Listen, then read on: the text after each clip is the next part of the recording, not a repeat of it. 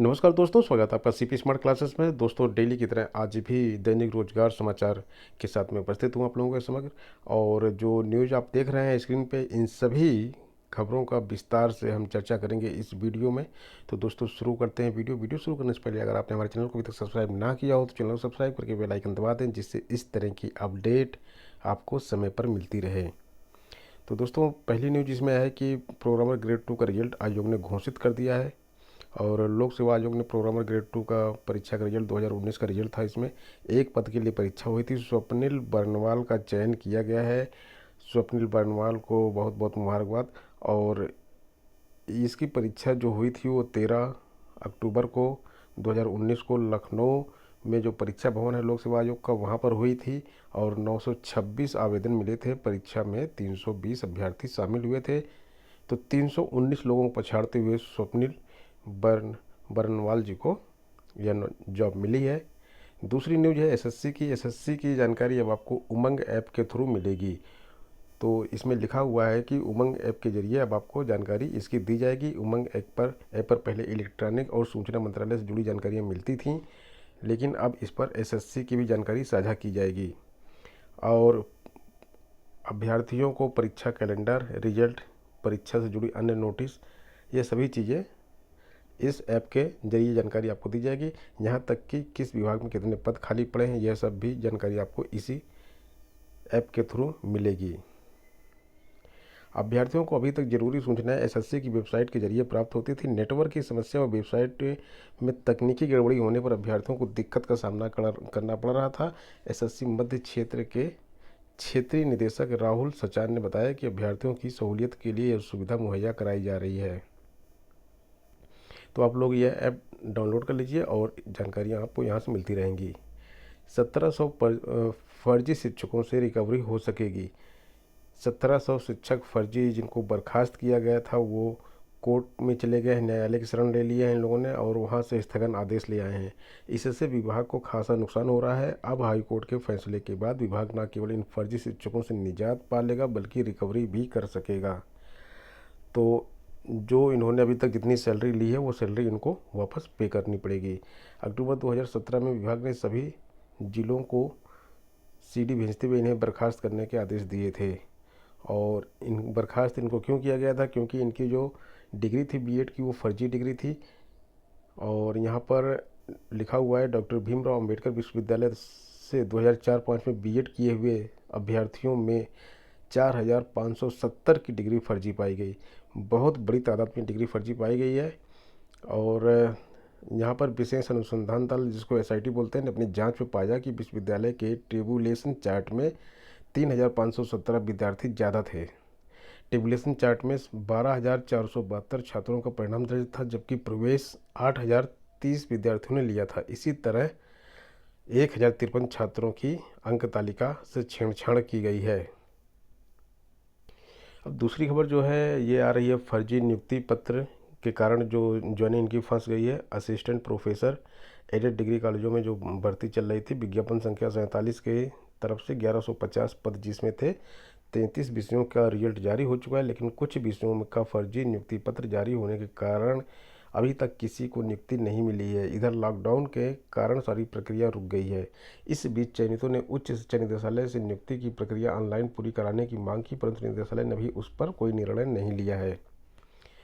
निदेशालय ने 28 फरवरी को अंग्रेजी के 147, शारीरिक शिक्षा के 60, अर्थशास्त्र के 33, इतिहास के 38, भूगोल के 48, चित्रकला विषय के 2 पदों की ऑनलाइन काउंसलिंग कराकर चयनितों का नियुक्ति पत्र वेबसाइट पर अपलोड कर दिया। इसमें सबका नियुक्ति पत्र हिंदी में बनाया गया था, लेकिन कुछ दिनों बाद शारीरिक शिक्षा के चयनित के पास से अंग्रेजी में लिखा नियुक्ति पत्र मिला। इसके अलावा अंग्रेजी, अर्थशास्त्र व शारीरिक शिक्षा विषय में कई फर्जी नामों से नियुक्ति पत्र बनाने की शिकायत हुई, इसलिए इस प्रक्रिया को रोक दिया गया है। अगर ये शिकायत न मिली होती तो ये सभी लोग अब तक जॉब कर रहे होते। अगली न्यूज़ है प्रधानमंत्री रोजगार योजना के लिए आवेदन शुरू हो गया है। ऑनलाइन आवेदन भी करना है आपको और ऑफलाइन भी करना है। तो 2 तरह के आवेदन है इसमें।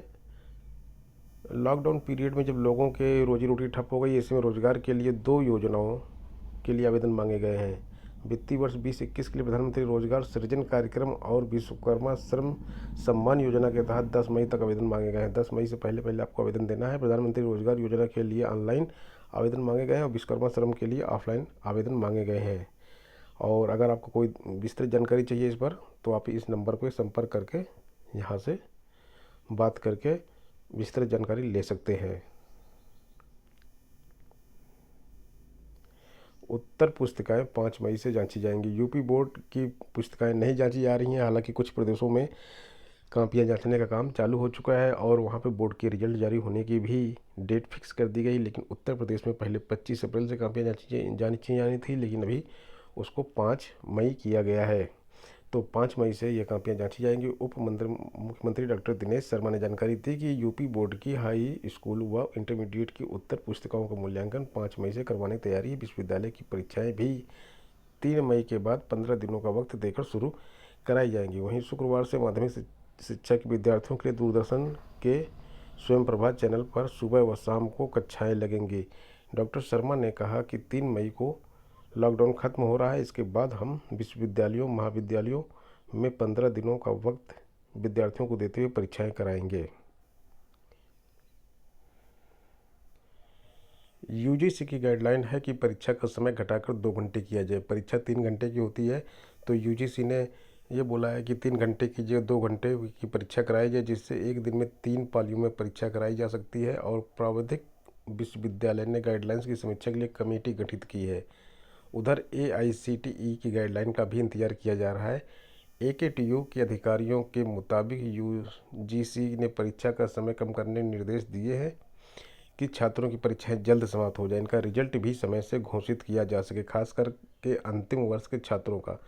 तो अंतिम वर्ष के छात्र जिनको आगे प्रवेश कहीं लेना है या कहीं और भी कुछ करना, तो उनका रिजल्ट जारी करना बहुत ही ज़रूरी है। इसलिए 3 शिफ्ट में परीक्षा कराई जा सकती है और विश्वविद्यालयों को बोला गया है कि 20 दिन का परीक्षा कार्यक्रम न बनाकर 10 दिन में परीक्षा कराने का निर्देश दिए गए हैं। और प्रशासन के अनुसार इससे परीक्षा जल्दी समाप्त होगी और रिजल्ट भी समय से घोषित होगा। सोशल डिस्टेंसिंग का पालन करेंगे।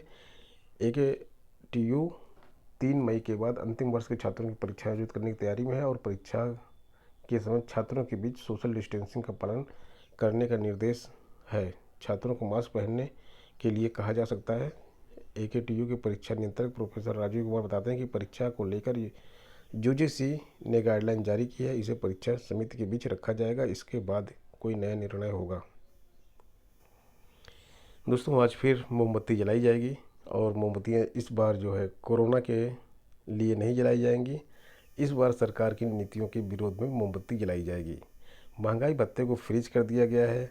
नगर प्रतिकर भत्ता समाप्त किया गया है। उसके साथ साथ उत्तर प्रदेश में 6 और भत्ते समाप्त किए जाने और नई पेंशन व्यवस्था के कर्मचारियों के पेंशन में सरकारी अनुदान को 14% से घटाकर 10% किए जाने से कर्मचारी नाराज है। NPS, जिसमें कि एम्प्लॉय का कंट्रीब्यूशन 10% होता है और गवर्नमेंट जो कंट्रीब्यूशन करती थी वो 14% करती थी, इसको गवर्नमेंट ने 14 से घटाकर 10% कर दिया है। तो ये NPS जो नए कर्मचारी हैं उनके लिए है स्कीम ये। तो इससे काफ़ी नाराज़गी है कर्मचारियों में। उन्होंने मजदूर दिवस के अवसर पर दोपहर 12 बजे सभी कार्यालयों में व्यक्तिगत दूरी बनाते हुए मोमबत्ती और दिए जलाकर पोस्टर का प्रदर्शन कर अपने साथ हो रहे सौतेलेपन का विरोध करने की ठानी है। तो ये विरोध करेंगे इस तरह से। Indian public service employees federation के राष्ट्रीय अध्यक्ष BB मिश्रा व मंडलीय मंत्री राजेश चौधरी ने बताया कि वन विभाग में डॉक्टर PK सिंह लोहिया में, DD त्रिपाठी सिविल अस्पताल में, JC दुबे बलरामपुर में, सुभाष श्रीवास्तव के नेतृत्व में सिंचाई विभाग, सूचना आदि कार्यालयों में कर्मचारियों से बात की गई है। तैयारी बैठक के दौरान वीडियो कॉन्फ्रेंसिंग में संगठन प्रमुख KK सचान, सुरेश रावत, महामंत्री अतुल मिश्रा, प्रमुख उपाध्यक्ष Sunil Yadav, dental hygienist association के अध्यक्ष राजीव तिवारी, राम मनोहर लोहिया अस्पताल के अध्यक्ष DD त्रिपाठी, लोहिया संस्थान के अमित शर्मा, स्थानीय निकाय कर्मचारी महासंघ भी समर्थन में है। उत्तर प्रदेश स्थानीय निकाय कर्मचारी महासंघ के प्रदेश अध्यक्ष शशि कुमार मिश्र ने बताया कि प्रदेश सरकार के 6 भत्तों में कटौती व फ्रीज किए जाने का विरोध स्वरूप मजदूर दिवस पर दोपहर 12 बजे अपने कार्यालयों व घरों में मोमबत्ती दीपक जलाकर विरोध किया जाएगा। तो दोस्तों ये थे आज की प्रमुख खबरें जो आपके लिए इम्पोर्टेंट थी। दोस्तों पूरे अप्रैल महीने का करंट अफेयर का मैंने PDF बनाया हुआ है और ये PDF जो है आपको लिंक इसका डिस्क्रिप्शन बॉक्स में मिल जाएगा, वहाँ पे क्लिक करने पर आप इसको प्राप्त कर सकते हैं। और इस PDF में 270 प्रश्न हैं जो आपकी आगामी सभी परीक्षाओं के लिए बहुत ही इम्पोर्टेंट है। तो दोस्तों ये थी अपडेट, मिलते हैं नेक्स्ट वीडियो में नई अपडेट के साथ। धन्यवाद।